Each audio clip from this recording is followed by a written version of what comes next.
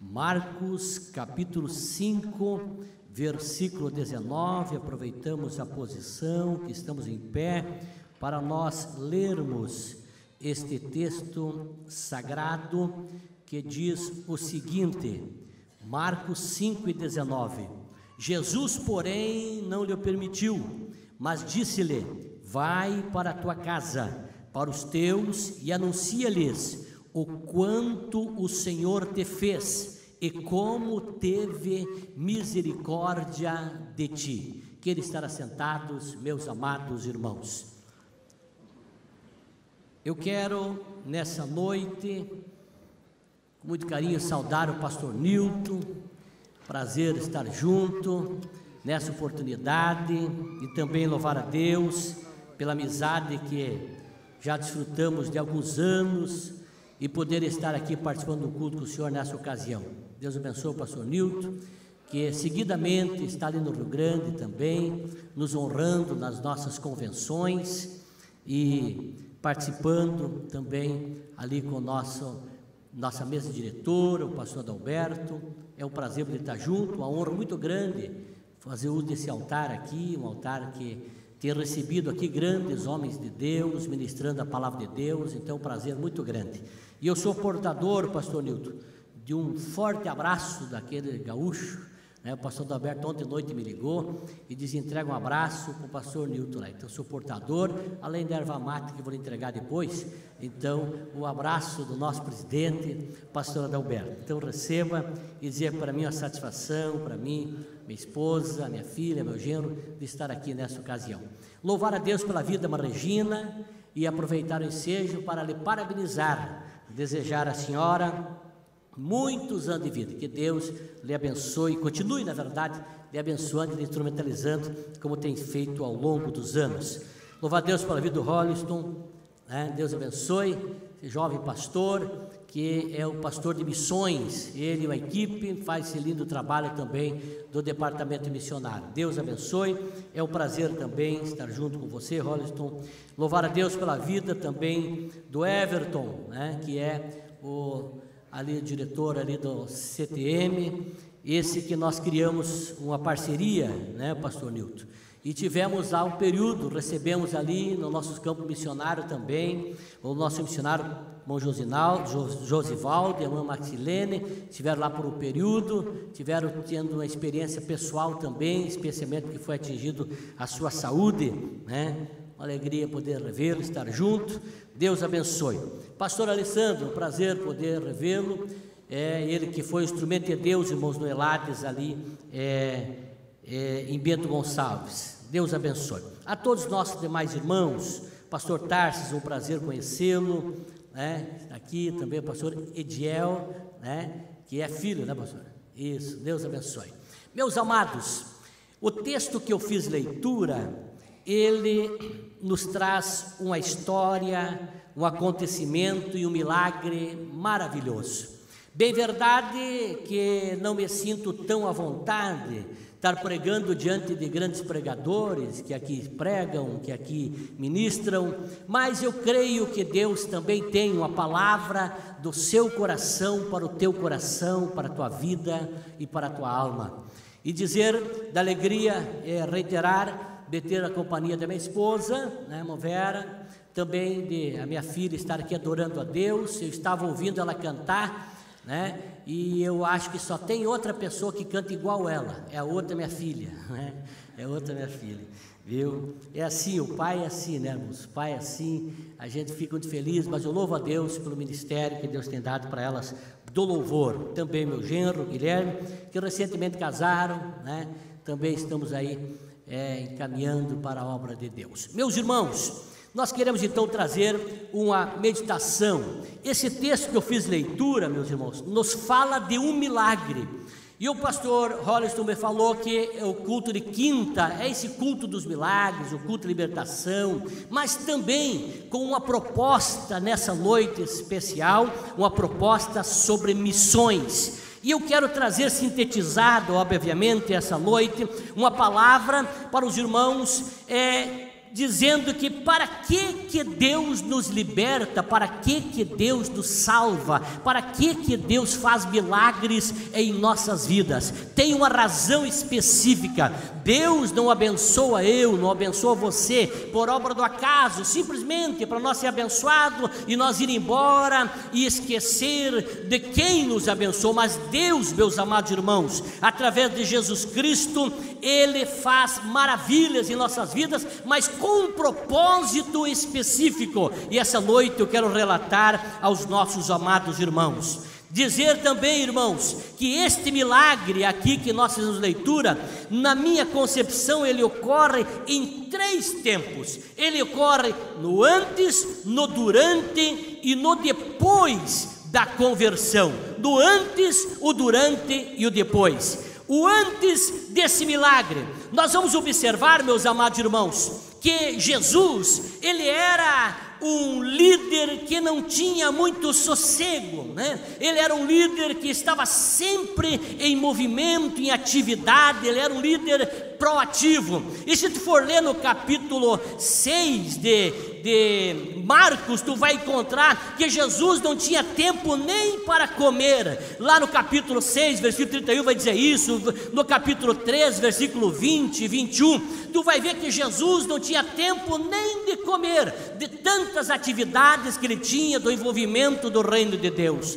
E nós encontramos aqui, meus amados irmãos, que Jesus, ele tinha muitas atividades. E no capítulo 4, nós vamos encontrar que Jesus, ele estava no momento desse livro, do livro de Marcos, que era um dos livros de maior atividade de Jesus. Nós vamos ver que no capítulo 4, é um capítulo onde Jesus estava um pouco quieto, e ele estava pregando para a grande multidão, tranquilamente. E quando no versículo 35 do capítulo 4 de Marcos, Jesus estava pregando, e naquele dia, diz o texto, quando já era tarde, disse-lhes: passamos para o outro lado. Disse para os discípulos: vamos passar para o outro lado, para outra banda. Os discípulos, meus amados irmãos, levaram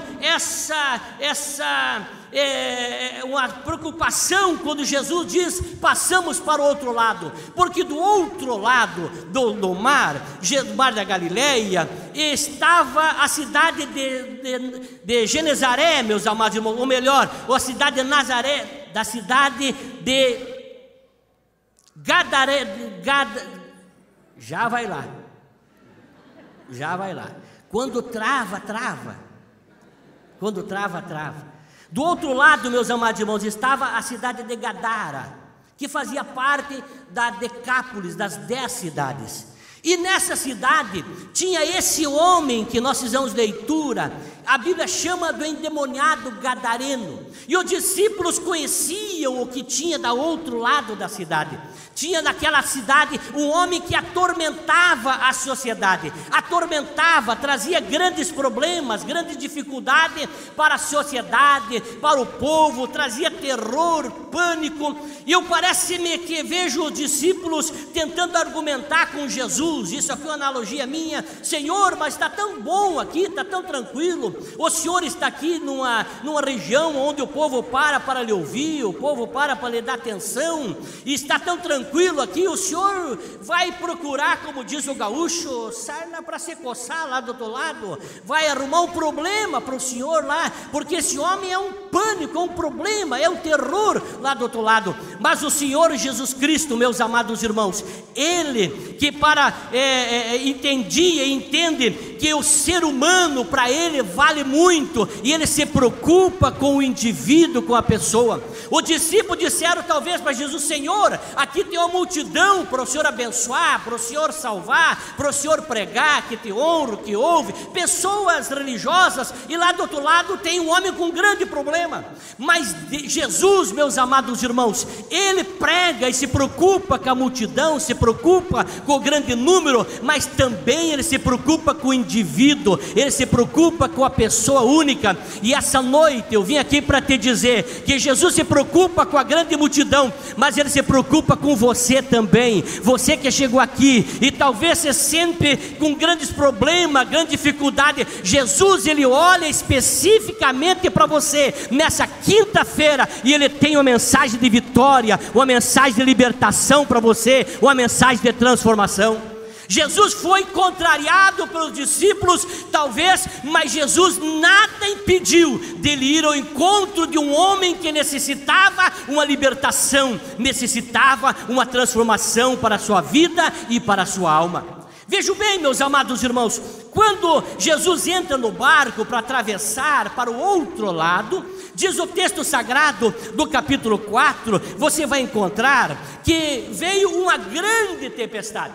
Veio uma grande tempestade e diz o texto que Jesus estava na polpa do barco dormindo, e os discípulos começaram a remar até que acordaram Jesus. A tempestade veio, Jesus levanta e expulsa, repreende aquela tempestade, porque Jesus tinha uma missão do outro lado, para libertar alguém. Ei, essa noite eu vim aqui para te dizer, talvez tenha se levantado alguma tempestade para você. Eu tenho uma mensagem para te dizer essa noite, é porque tem libertação para você, é porque tem vitória para você. Se você chegou aqui e a tempestade se agigantou diante de você, e você está enfrentando grande adversidade, eu tenho notícia boa para você, é porque loguinho ali, Deus tem uma vitória para você, para a tua família, para o teu lar, para a tua vida espiritual, material. Se a tempestade levantou, é porque amanhã tem uma libertação e uma vitória para você.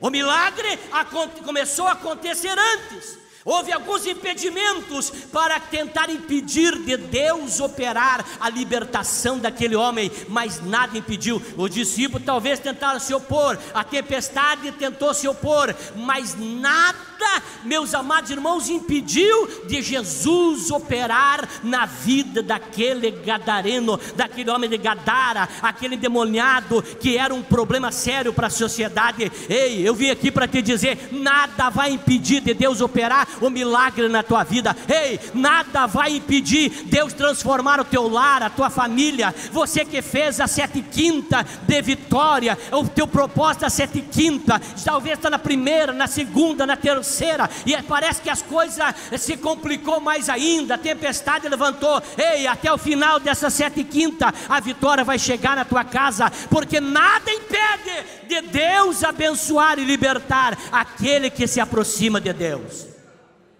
Agora, o texto que eu fiz leitura, meus amados, tu vai encontrar no capítulo, nesses capítulos que eu fiz leitura, tu vai ver que os discípulos, após Jesus repreender a tempestade, acalmar o mar, os discípulos disseram o seguinte, meus amados irmãos, quando Jesus repreendeu, os discípulos disseram assim, no capítulo 4, versículo 39, diz: e levantando-se repreendeu o vento, e disse ao mar: cala-te, aquieta-te, e cessou o vento, e se fez grande bonança. Repreendeu o vento, meus amados irmãos, repreendeu, e os discípulos, após ver isso, perguntaram, os discípulos assim: mas quem é esse que até o mar e o vento se acalma? Veja a pergunta dos discípulos, eles não sabiam ainda quem era e qual é o poder, o que Jesus podia fazer. Eles não sabiam o potencial, a capacidade, a autoridade e sobre o que Jesus tinha poder, não sabiam disso. Os discípulos não sabiam, mas vejam bem, meus amados irmãos, se você for olhar na sequência do texto bíblico, tu vai ver que quando Jesus chega e desce do barco, o endemoniado chega correndo e se joga aos pés de Jesus e diz para ele, diz para o Senhor Jesus Cristo: Senhor Deus, Filho de Deus, por que vieste nos atormentar antes do tempo? Os discípulos não sabiam ainda quem era Jesus, mas o demônio que estava na vida daquele homem já sabia que Jesus era o Cristo, era o Filho de Deus e que tinha poder sobre todos os demônios. Ei, talvez você ainda não conhece o que Jesus pode fazer na tua vida. Os demônios já sabem a autoridade que tem sobre Jesus, mas eu vim aqui para te dizer que não tem problema que Jesus não possa resolver na tua vida e na tua família. Os discípulos ainda nem conheciam o poder de Jesus, os demônios já sabiam, mas você essa noite está aqui porque crê que Jesus pode resolver o teu problema. Quem crê assim comigo? Os discípulos ainda nem conheciam Jesus, mas Jesus tinha todo e tem todo o poder. Foi dado todo o poder nos céus e na terra. Vejam bem, meus amados, o texto nos fala, lá de Provérbios 25:4, diz o seguinte: tira da prata a escória e sairá um vaso para o fundidor. Talvez os discípulos, ao conhecer a história, a má fama daquele endemoniado, achavam que aquele endemoniado não tinha solução, não tinha mais alternativa para ele, não tinha como ser aproveitado aquele homem para a sociedade. Talvez ele achava que não tinha mais saída para aquele homem. O discípulo pensava assim. Mas Jesus, meus amados irmãos, ele sabe que mesmo alguém que possa estar sendo um instrumento do inimigo, do mal, ele pode tomar, arrancar da mão de Satanás, e como diz o texto da Bíblia, tirar a escória, tirar o que não presta desse vaso de prata que sou eu e você, e colocar na mão de um fundidor para tornar de um grande vaso. Talvez essa noite você possa estar pensando: o fulano, o beltrano, o ciclano não tem mais solução, não tem razão de nós investir nele, não vale a pena. Quer dizer para você que todas as pessoas, Jesus não desiste dela, porque no momento que a pessoa se entregar para Jesus, passa a ser um vaso de honra, de bênção para a casa do Senhor. Amém? Talvez alguém aqui pense assim: eu não tenho mais saída. Talvez você pense assim: minha esposa, meus filhos, não tem mais saída, a droga pegou lá, o álcool, talvez está no mundo do crime. Pois bem, esse Jesus entra lá e transforma, regenera, faz ele uma nova criatura e restitui ao convívio da família, ao convívio da sociedade, e faz dele um vaso na casa do Senhor. É isso que Jesus enxergava na vida daquele endemoniado de Gadara. O texto vai falar, meus amados irmãos, que Jesus olha para aquele homem, e quando os discípulos talvez disseram para ele: Senhor, esse homem, ninguém consegue prender ele, esse homem não tem corrente que prenda ele, não tem prisões, nada segura esse homem. Talvez disseram isso para Jesus. Talvez Jesus pensou assim: pois bem, se com o diabo e ninguém consegue segurar ele, imagine se ele se encher de mim, ninguém mais vai poder com ele mesmo, ninguém mais vai segurar esse homem, vai ser uma tocha nas minhas mãos. Se sendo usado pelo diabo, ele faz tantas coisas nas minhas mãos, ele vai fazer muito mais ainda. Deus faz isso, ele é poderoso para isso. Antes, o milagre. Agora, meus amados irmãos, durante a conversão, nós encontramos, meus irmãos, no texto que eu fiz leitura, quando Jesus começa a transformar a vida daquele homem. Aquele homem, meus amados irmãos, que era um problema para as autoridades, que era um problema para as pessoas, que era um instrumento do diabo. Jesus, ao chegar lá na ilha de Gadara, ele liberta aquele homem desse demônio, liberta e tira, e faz com que aquele homem volte ao convívio normal da família. Aquele homem, meus amados irmãos, volta à sua razão. Quando o demônio chega para Jesus e fala através do homem e diz: não quero que me mande para o inferno, não deixe nós voltar para o inferno, permita que nós entre nessa vara de porcos, para que nós não volte para o inferno. O inferno, meus amados irmãos, é um lugar real, e é tão terrível que nem os demônios gostam de estar lá. E quando Jesus permite ele entrar naquelas varas de porcos, que segundo a Bíblia era quase 2.000 porcos, e fazendo um cálculo por cima, aproxima-se mais ou menos de 100 mil reais, era o valor daqueles 2.000 porcos. E quando os porcos se jogam no mar, e todos morrem precipitados no mar, os donos dos porcos vêm, e chegam, meus amados irmãos, e expulsam Jesus da ilha, expulsam Jesus daquele vilarejo, porque eles tiveram um prejuízo e pensaram para eles: vale mais os porcos do que o ser humano, vale mais os porcos, o bem material, do que o ser humano. Meus irmãos, talvez estamos vivendo em dias assim, onde as pessoas valorizam mais o ter, as coisas, os objetos, do que o ser humano. Mas Jesus, irmãos, nada mais vale para ele do que o ser humano. Não tem dinheiro, não tem ouro, não tem prata que vale mais do que você. Você é um valor inestimado para Deus, é um valor inestimado para Jesus. Aquele homem, os donos dos porcos disseram assim: saia daqui, o Senhor nos trouxe prejuízo. Mas Jesus sai, entra no barco. Eu fico imaginando Jesus pensando: como esse ser humano valoriza o ser humano, como eles dão importância para o ser humano. Os bens materiais para ele valem mais do que o ser humano. Mas eu estava ouvindo aqui o pastor Hollister ministrar uma oferta, e eu estava pensando, irmãos, aqueles homens tiveram um prejuízo de 100 mil reais e tocaram Jesus lá da vilarejo deles. E nós, meus irmãos, quando nós tomamos uma atitude de investir na obra missionária, de mandar missionário para os outros campos, para os outros países, nós estamos dizendo: Senhor, nós somos diferentes desses homens de Gadara.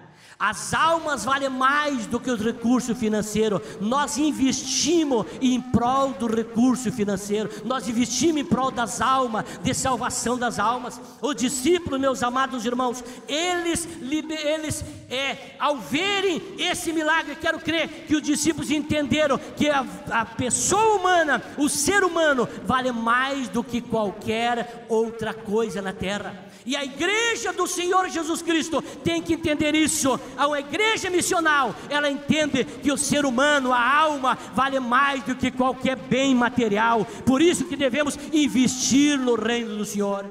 Mas o que me chama a atenção, meus amados, desse milagre que aconteceu, é quando Jesus entra no barco para ir embora. O homem está liberto, vestido já na sua consciência, voltado à vida normal. Ele diz: Senhor, eu quero ir contigo, eu quero ir embora com o Senhor, eu quero ir junto com o Senhor. Jesus disse: não, eu te libertei, não foi para te ir embora comigo, eu te libertei por um propósito, eu te libertei por um motivo, eu te libertei por uma razão. Eu não vim aqui nesse vilarejo e libertar você desse espírito que te escravizava, simplesmente para agora você me seguir. Não, eu quero que você cumpra agora a missão pela qual eu te libertei. Eu te libertei, eu te abençoei para que tu vá para casa e as pessoas vejam em você aquilo que eu fiz da tua vida, e você conte para as pessoas, conte para a tua família e comece a anunciar todo o milagre que eu fiz na tua vida. E eu entro para, meus amados irmãos, a razão dessa minha fala essa noite, essa pregação do milagre, a razão por que eu trouxe esse texto para você. É que Deus tem vitória para você, como já disse antes. Deus liberta você, Deus salva, Deus cura, Deus te prospera, Deus abençoa o teu casamento, Deus abençoa a tua família. Não para você guardar essa bênção, certa chave, não, mas para você sair pregar, para você anunciar. As pessoas têm que saber o que aconteceu contigo, as pessoas têm que saber o milagre que aconteceu na tua vida. Você tem que ser, a partir do milagre de Deus, a grande testemunha do que Deus fez na tua vida, na tua família, no teu lar, na tua vida material, na tua saúde, em toda a tua vida. Você tem que abençoar a vida dos demais. Jesus disse: tu não pode ir comigo, porque, irmãos, quando nós aceitamos Jesus e estamos no primeiro amor, nós queremos estar somente aos pés de Jesus, mas Jesus quer que tu vá anunciar também. Você tem falado para alguém? Você tem sido uma igreja missional? Porque você não pode ser somente membro da igreja, você é a igreja, você tem que anunciar. Deus quer que eu e você, ao sermos salvos, passamos a ser uma grande testemunha do Senhor. Vejam bem, o texto sagrado que eu fiz leitura, vai ler na sequência, que ele foi pregar, e ele começou a andar, meus amados irmãos. Diz o texto sagrado que eu fiz leitura, que ele começou a pregar, diz o texto, e começou a anunciar em Decápolis, com grandes coisas Jesus lhe fizera, e todos se maravilhavam com o testemunho daquele homem. Eu me chamo a atenção esse texto, pastor Nilton, que aquele homem, a maior testemunho que ele tinha era o milagre e a experiência com Deus. Eu ouvi alguém falar aqui, não lembro quem foi, que não foi o pastor Nilton talvez, que não basta você vir aqui para receber a tua libertação, você tem que vir aqui para ter uma intimidade com Deus, ter uma experiência com Deus. E esse homem, meus amados irmãos, ele teve uma experiência com Deus e se encorajou a ponto de sair pregar em 10 cidades, diz o texto sagrado, em 10 cidades. E se tu for ler lá no capítulo 7, e o versículo 31, vai dizer o seguinte: e ele, tornando a sair, isso é Jesus, do território de Tiro e de Sidom, foi até ao mar da Galileia, pelos confins de Decápolis, da região do Decápolis, e trouxeram-lhe um surdo que falava dificilmente, e rogaram-lhe que impusesse as mãos sobre ele. Aqui já está o resultado da mensagem do ex-endemoniado de Gadara. Ele saiu pregar, e o resultado foi que as pessoas conheceram a pregação de Jesus e o poder de Jesus, a palavra de Jesus. E que quando Jesus passa por Decápolis agora, trazem as pessoas e trazem para Jesus, e Senhor, coloque as mãos sobre ele e repreenda essa gagueira. Já era o resultado de um ex-endemoniado que pregou a palavra, cumprindo o ídolo de Jesus. Talvez essa noite eu estou pregando para alguém que se sente tão inferiorizado, tão pequeno, tão incapaz de ser o testemunho de Jesus. Eu quero te dizer, independente do teu conhecimento, das tuas habilidades, se você falar de Jesus, o que Ele fez na tua vida, o milagre vai acontecer. Deus vai salvar as almas, porque Ele também te chamou para você ser um missionário no campo, para você também anunciar a palavra do Senhor. Amém?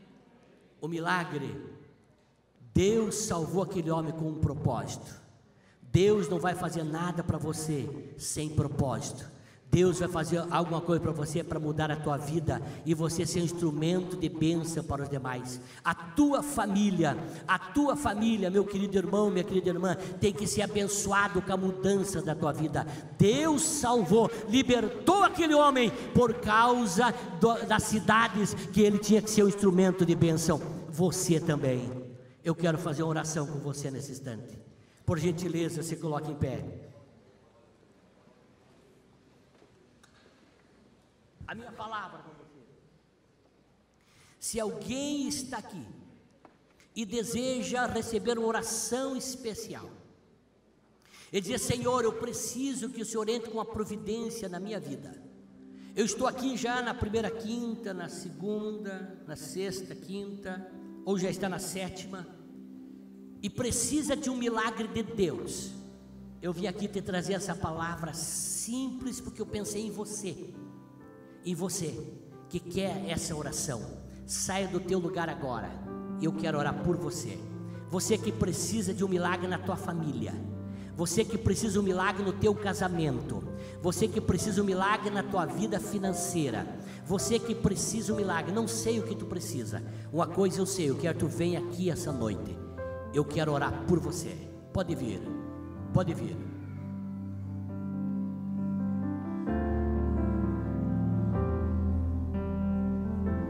Glória a Deus.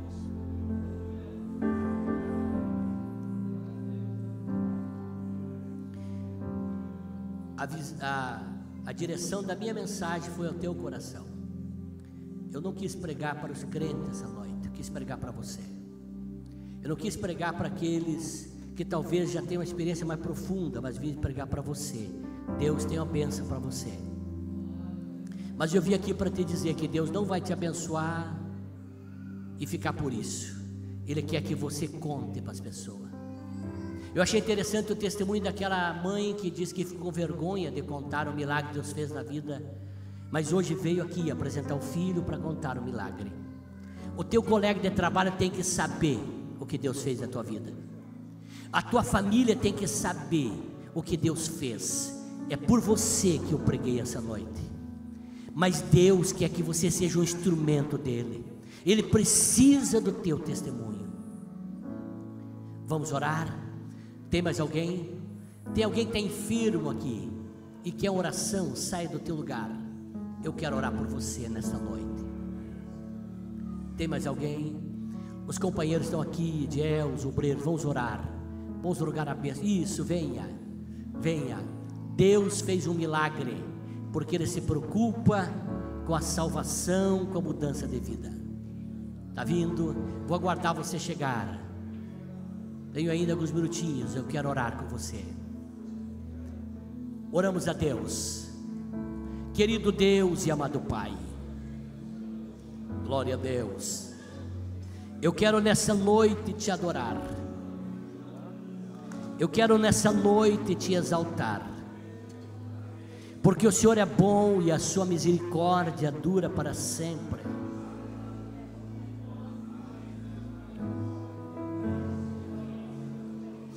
Jesus está diante do altar. Pessoas que creem na oração da fé. Está diante do altar. Pessoas, meu Deus, com problemas diversos. Problema conjugal, problema financeiro, problema emocional, problema sentimental, traumas, frustrações da vida. Deus, estão aqui pessoas que vêm aqui porque é a última válvula de escape na sua vida. Eles vêm pedir socorro, eles vêm pedir que o Senhor entre com providência. Talvez tem pessoas aqui que deixaram o lar em conflito, o lar em grandes problemas, o lar, meu Senhor, tribulado, perturbado, atacado. Mas nessa noite eu venho aqui como teu servo orar. Venha libertar essa família, venha libertar essa vida, venha resolver esse problema, venha alegrar esse coração, venha animar essa vida, venha fortalecer, venha estender as tuas mãos ensanguentadas, venha dar vitória para o teu filho e para a tua filha. Meu querido Jesus, que a mão do Senhor, a mão poderosa, a mão ensanguentada no Calvário, esteja sobre os teus filhos, abençoando, curando, alegrando, libertando e abençoando, Pai, no nome do Senhor.